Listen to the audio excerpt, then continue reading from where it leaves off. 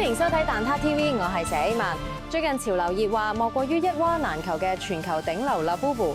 香港設計、東莞出廠嘅哨牙公仔 Labubu 逼到法國手袋跪低認輸。喺香港上市嘅 Pop Mart 因為 Labubu 效應，股價半年升超過190%，市值超過3322億港元，超越一同喺香港上市嘅傳統奢侈品牌 Prada 3倍。究竟 Labubu 有咩魔力？等我哋蛋撻專員去排隊。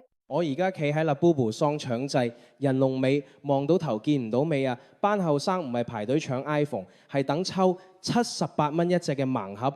對面間 Chanel 而家拍烏蠅 ，sales 趴窗眼紅到出血啊！最瘋狂咧莫過於東南亞 fans， 泰國學生妹寧願等3個月咧即食麵咧都要 Bob 中隱藏版。菲律賓潮人托菲傭姐姐上深圳代購，連外國明星宣傳都要黐 Labubu 熱度。今次 Hong Kong 啲 design 真係可以紅過羅湖，做真正頂流。唔少人表示唔識欣賞呢隻又哨牙又惡死嘅 Labubu， 憑咩炒得貴過名牌手袋？究竟香港設計師龍家升不下嘅呢隻港產精靈，點解可以火爆到全球 Gen Z 當佢係新偶像呢？正所謂你有你批鬥，我有我潮流。香港設計、東莞製造呢啲咪就係中國屈機式潮流崛起咯。喺香港寸金尺土，靠藝術創作揾食，難捱過賣兩餸飯。內地玩具廠商由代工向原創轉型，潮流同設計呢一家嘢，香港係強項。一直鬱鬱不得志嘅龍家星同野心勃勃嘅 Pop Mart 一拍即合，打造出潮流玩具界神話。香港加東莞模式真係天下無敵，加埋之前 Pop Mart 嘅發家 IP Molly 公仔設計師 Kenny Wong 同樣都係香港人。Labubu 同 Molly 兩隻公仔加埋已經佔 Pop Mart 超過一半營業額。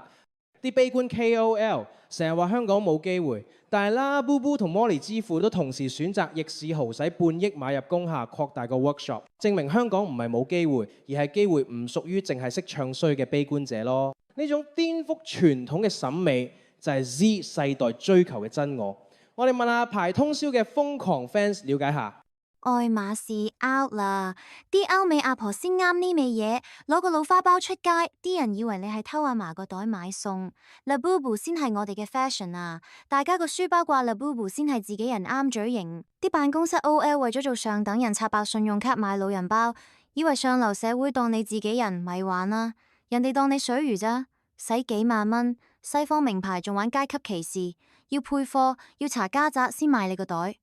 Labubu 直接同你玩盲盒民主，幾十蚊一盒，學生同富二代平起平坐，抽唔抽中神款睇天意，最緊要係情緒價值，買貴價手袋討好人，開平價盲盒買自己開心。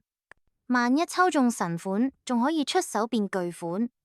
啲西方名牌吹到自己個 brand 有幾多百年，啲手袋有幾多工序，呢啲全部都係班歐美財團自己講嘅古仔。用社會等級嚟逼消費者埋單，用消費主義綁架第三世界打工仔捱生捱死買幾十萬嘅名錶手袋。但係中國潮流玩具顛覆咗呢套西方價值觀，唔講歷史唔賣情懷，最緊要消費者買得開心，唔使按西方成功人士條套路做人，幾十蚊就有交易，消費冇壓力。啲手袋手錶又要會員又要配貨，當消費者韭菜，中國潮玩夠晒貼地 ，fans 中意乜即刻出限量款，世界工廠即刻出貨，唔會好似名牌咁調高嚟賣。買家開心，買家揾銀，呢啲先係 Gen Z 嘅奢侈品啊！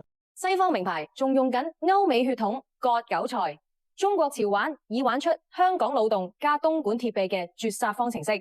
Labubu 這妖爪扯爛晒啲百年名牌嘅階級神主牌，等全球 Gen Z 明白潮唔係鬥貴，係鬥開心。蛋撻 TV，我哋下次見。